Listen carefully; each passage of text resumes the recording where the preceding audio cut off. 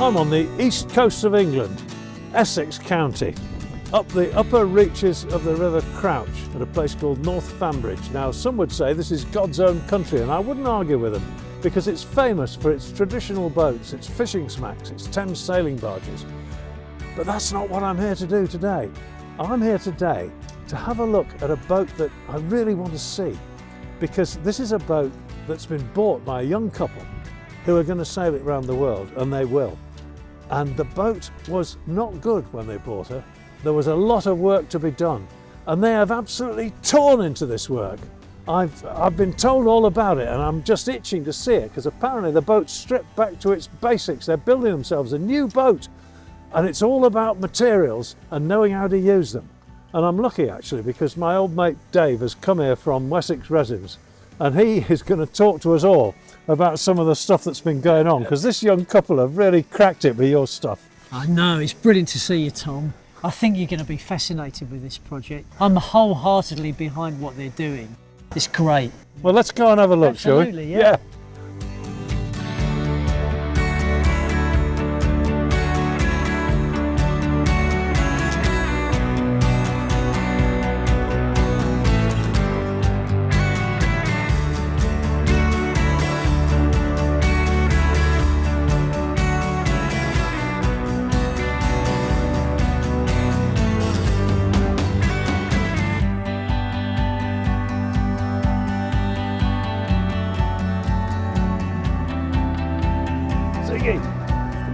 And you, Nat. Welcome. What a job, my goodness me.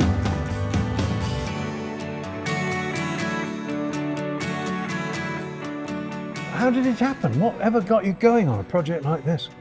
It's all his fault. Where'd you find the boat? It was in Gibraltar, In Gibraltar. Yes. Yeah, and we bring her here 3 years ago, yeah. and we never Anticipated such a big project. exactly. And we just couldn't stop. We had to take it further and further Yeah. and make things right. And at some stage you must have made peace with yourselves that you're just going to tear the boat down and start from scratch. Yeah. I think we made peace with ourselves, yeah. Yeah, we're still making that piece. Yeah, I guess you are. The bottom of the boat is beautiful. It's so smooth, and you've got it out of the water, you've got a good look at it, you can do what's best for it in the long term. Have you done anything to the bottom of the boat, or have you just made it nice and smooth? Well, we've done lots of work actually, but this smooth surface that you can see here is actually a barrier coat from West System. And we used it because it's a great moisture barrier. Yeah. Although we didn't have any problem with osmosis on this boat, we thought it's just a preventative measure. That's great, really, for such an old boat, isn't it? Yes. That it was clean. Yeah. It must have been well laid up in the first place. Yeah. Yeah. So we've used how many coats? 6 coats we've laid. 6 coats, we did 6 coats. We did Great, 6 coats. Yeah. Wow. Yeah. It's hard work Yeah. because Okay. you have to do one after another on the same day. So there's no glass cloth or anything, you're just rolling the epoxy on. It's the epoxy with an additive. It's called, what is it, 422? It's called 422 barrier coat. Barrier additive. coat. Okay. I'm just looking at the keel here. Something's been going on there. Oh, it was. This is the last section of the keel repair we've done. Why was a keel repair necessary? So what we suspect is because the gel coat was scraped at the bottom, so it was kind of peeling off. Right, so he'd been bouncing it along the bottom of it. Probably. Do you know, everybody does this. Yeah. If you don't, you're not trying hard enough. So we won't hold it against the man, but No. there was some damage. There was some damage, Yeah. so we decided we need to repair it. So this is the last bit of the repair. We have done fiberglass work first, and then we used the West System 407. It's 407 to 407, fur. correct. 407, low density filler. And all we have to do now is just a bit of sanding and moisture barrier. Okay. The one that you see here, the grey one. Yeah. And that will be followed with the copper coat. And Right. then we are done. Presumably there's ballast in here. Oh yes. Yes, it is. There's 3.5 tons of iron in the keel. Yeah. And it's encapsulated. It's encapsulated. It's not yes. bolted on the keel. No, it's encapsulated. That's another plus about the boat, isn't it? Yeah. It is. Definitely. Encapsulated keel. Yeah. You cannot go wrong with it. You can't. No, I've got an encapsulated keel, and once or twice I have been very grateful. Yeah. What's going on this morning? We are fiberglass in the top of the locker hatch. Is that a cockpit locker? Yes, it is. This part is a original part from the boat. So this would have had the teak laid deck on it. So that's why you've Yes. so Oh, I removed see. that, yeah. We stripped the Very much like the deck on the boat. That I guess that's where it all started, and you started to see issues with the existing deck. That's exactly Yeah. what Yeah. happened. Yes, we stripped the teak, which we couldn't save. All the filler applied. This is what we did to the whole deck. We previously fill all the holes with the thickened epoxy with 407. Yep. And right now we will put 2 layers of new fiberglass. And your choice of fiberglass is going to be biaxial glass cloth, isn't it? Biaxial glass cloth, yes. Have you ever thought about why that would represent the strongest form of glass fabric? No, not really, but I can bet you will tell me. What I wanted to do is really show you a great illustration of why it's Yeah. so much stronger. You can see here, when you look closely at the fibres, that they're actually stitched together. And this is the biaxial fabric where you've got effectively a plus and a minus orientation of the structural fibre, but the stitching holds it together. Now the beauty of that is the fibres aren't crimped. So the other alternative to fibre when you're using epoxy is woven glass. And the weaving process actually crimps the fibre, so much so that it weakens it. So if you look at this finer fabric here, so this is a really lovely fine fabric you'd use for sheathing a wooden boat. It doesn't have its place on your boat. You want substantial structure to go back in. And if you take a thread out, so if I find a thread, look here, like here, you just hold that other end and I just pull that thread right the way out like that, you see? Yeah? So that's a piece of yarn. And if you look very, very closely at that, you can see that it's almost like braided hair. But I reckon that single piece of yarn, I reckon that would just about hold my weight. Glass, funnily enough, has got 4% elongation to the point that it fails. That matches the epoxy very well. And if you try to break this, I think I'd cut my fingers if I tried to break it. But if I crimp it very unfairly, so I'm going to tie a knot in it, like that. So I've now got a knot in it. You see that from that staggering amount of strength, it actually weakens the fibre dramatically. That is quite phenomenal, isn't it? So fibre architecture, as a composites engineer would call it, is really important on a boat. Wherever we can recommend this particular cloth, we always do. It's fantastic for sheathing a deck. It's fantastic for repairing old skin fitting apertures. For people like yourselves, it lowers the inventory of things you have to buy. This will do everything. So you don't need that at all? You don't really need that at all. This would be great on a Canadian canoe, where you're sheathing a wood strip Canadian canoe and you want great clarity from the epoxy and the glass finish on it. But this is the strongest fabric.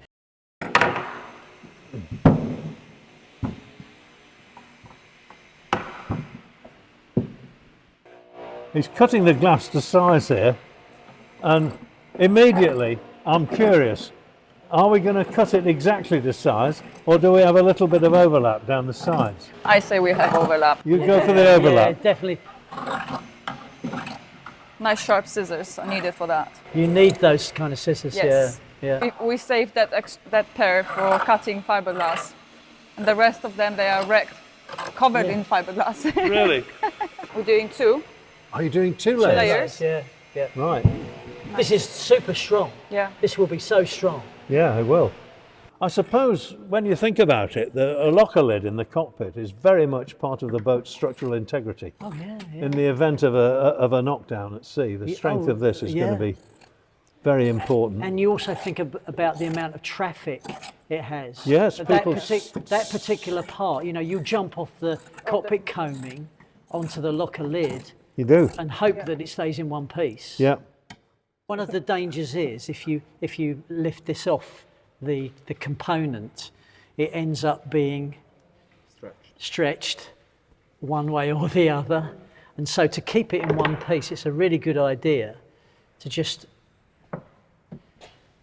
roll that back, wet out this half, take the first layer, that secures it in place, take the second layer, that secures it in place, and then do the same for the second layer. You would do that, wouldn't you? Would, yeah. I completely understand that your experience level has gone up and up and up with using West System. And I start with watching your videos. That's so nice. That's right. That's so nice. But I've got to say that my experience level for this sort of thing is just about absolute zero. and I've just learned something really important. I'd have lifted the whole thing off And put it to one did it side. and dropped it down. And that is it's just It- so obvious when it's yeah. spelled out, isn't Yeah. it? Right, we're going to mix some epoxy. Yeah. Gloves first, of course. It's actually a good idea to have extra large ones, because if you have a like medium or large, which they nicely fitting, but after working a while, your hands are very wet.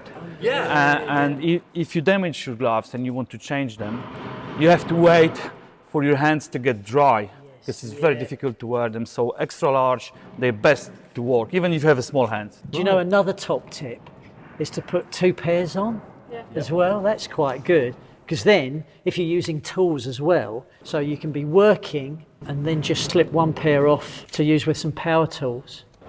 So I've got the pumps installed, that's really nice. Tom's done all this. I know all about this. I was doing it last Sunday. Were you really? Yes, to rebuild a window which had gone rotten and needed some serious work at my house. And I'm very pleased to be able to tell you that we got a spectacular result. And now it's painted, you can't tell I've been It's there. brilliant, isn't it? Yeah. So that's 3 pumps of resin and 3 pumps of hardener. Gives us a reasonable quantity to work with. We'll just get this on and see how far it goes. So I'm going to make sure I mix this thoroughly, because it's really important.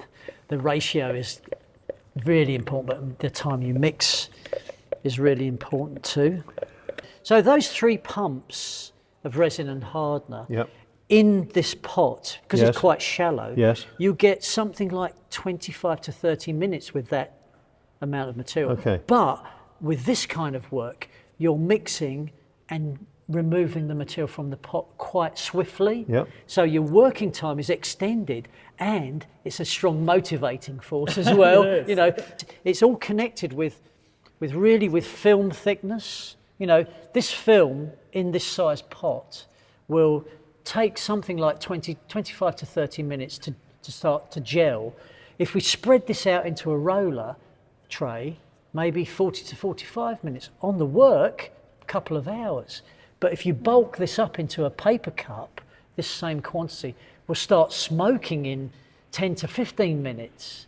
So you get this strong exothermic reaction, you know, generation of heat. Yeah, it's very important to bulk. understand that. And you know, when I started using epoxy, I didn't know any of this. I hadn't ever met you, and I made all these mistakes. I remember trying to fill a void in the bottom of a boat once. Yeah. It was just a nuisance. It's just something that needed filling up, so bilge water. Because I just poured epoxy into it. Really? Bad idea. It ain't half hot, Mum. You're gonna... So I would just pour like a bead.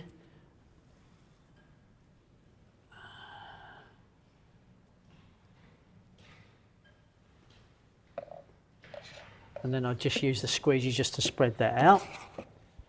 And while you're doing that, I'll make some more. I mean, I know it's very important to prime plywood, for instance, because it soaks up a lot of epoxy. But why would you actually recommend priming this sort of surface as well? That's a seriously good question. It's actually, the reason is, it's easier to wet the glass out from underneath rather than try and force the epoxy through the glass. So this way, the glass is soaking it up from both sides. From underneath, yeah. As well as from on top when you put it back. Yeah. Yeah. If we just drape this back, you'll see actually if you use the squeegee from the centre outwards. Oh, look at that. You know, Yeah. and you'll see actually quite rapidly the epoxy starts to do a lot of the work for you, and it wicks the epoxy in nicely. So if you use the pot in which you mixed the resin before, Yeah. Is this going to speed up the process of the resin getting In some ways, to the yes. gelling point? Yes, so if you've got material in the pot that's already gelling, when you add fresh, it will slow that down. But the material that's already gelling will subtly speed the fresh material up. So it's really, I think using the same pot for a work session is really good because it's one piece of plastic, one piece of plastic for the mixing stick, and everything that when this is cured, you can just use it again. We get a lot of people that say, oh, I use yogurt pots, but yogurt pots are all different sizes, and that actually changes the handling characteristics. So if we just fold that back.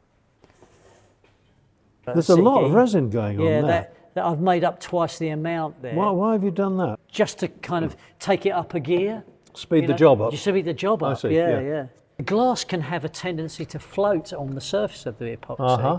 So initially what you see is the glass will float, but then as you gradually wet it out, it will draw in the epoxy quite nicely. Do you remember we did the primer coat and then we needed another coat for the first layer? Yes. And so this is incorporating both I see. in one hit, if you like. Right, okay. So you get the two coats, the one underneath and the one on top that we did this side Yeah. are It's now all- redundant. Almost, yeah.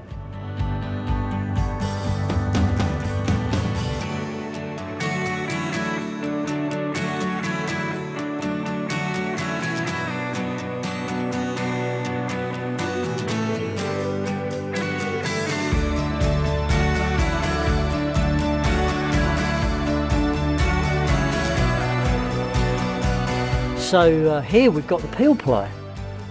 So you remember this, Tom? I do, but in Romsey. I can't remember how it works. Yeah, it's like magic. Look at this. And it does need a two-person approach. Yeah, it was like putting a tablecloth on, wasn't it? You can leave this on for 7 days, 7 weeks, 7 months, 7 years, and underneath will be pristine, ready to bond. Epoxy. And it'll peel off just And it'll like peel that. off, yeah. So on a deck, you could be walking over this with paint and mastic all over it. When you rip it away, it's perfect, pristine, ready to bond to surface.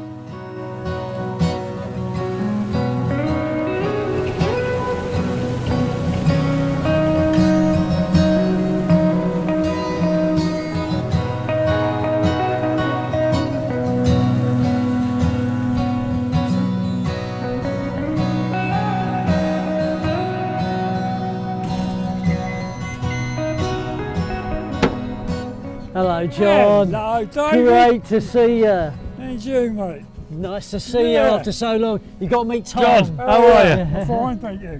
Yeah, good to see you. John's here to show us this fantastic boat that he built and designed. It really is so special. You've got to see it. Really have got to see this. Because he knows what to say, doesn't he? Yeah. But actually, I think I've had a preview, John. It looks pretty okay to me. So let's go and have a look. Yeah, yeah.